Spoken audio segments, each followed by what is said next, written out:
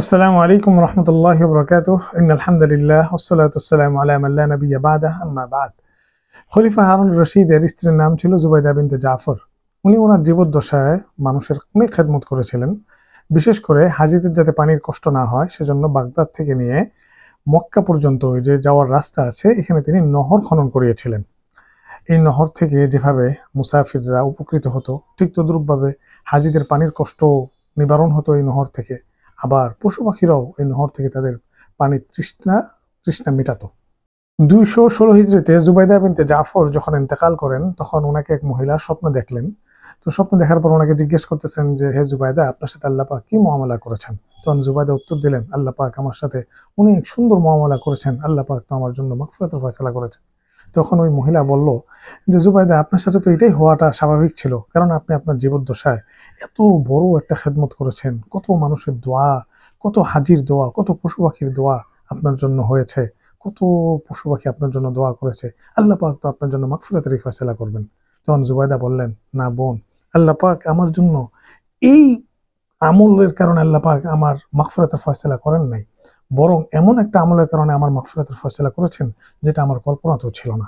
আমি একদিন দুপুরে আমার রুমে বসে খানা খাচ্ছিলাম। তো যখন আমি খাবার উদ্দেশ্যে একটা লোকমা আমার মুখ পর্যন্ত তুললাম, তখন মসজিদের মিম্বর থেকে আজানের আওয়াজ ভেসে আসলো, আল্লাহু আকবার। আমি তখন লক্ষ্য করলাম যে আমার মাথার ওড়না ঠিক নেই। আমি আল্লাহর নামের ইজ্জত রক্ষার্থে আমি সে সময় আমার হাতের লোকমাটা নিচে নামিয়ে রাখলাম এবং আমার ওড়নাটা ঠিক করে তারপর আমি আমার লোকমাটা মুখে দিলাম।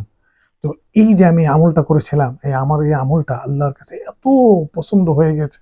আল্লাহ পাক এর সামনে যখন আমি উপস্থিত হলাম, আমার হিসাবের জন্য যখন তার সামনে উপস্থিত করা হলো, তখন আল্লাহ পাক বললেন, হে জুবাইদা, তুমি ওই দিন তোমার মাথার যে ওড়না ঠিক করেছিলে একমাত্র আমার নামের ইজ্জত রক্ষা করার জন্য, এবং তুমি সেদিন এই আমলটা যখন করেছিলে তোমার সামনে আর কোনো ব্যক্তি, কোনো লোক উপস্থিত ছিল না, একমাত্র আমাকে রাজি খুশি করার জন্য তুমি আমলটা করেছিলে।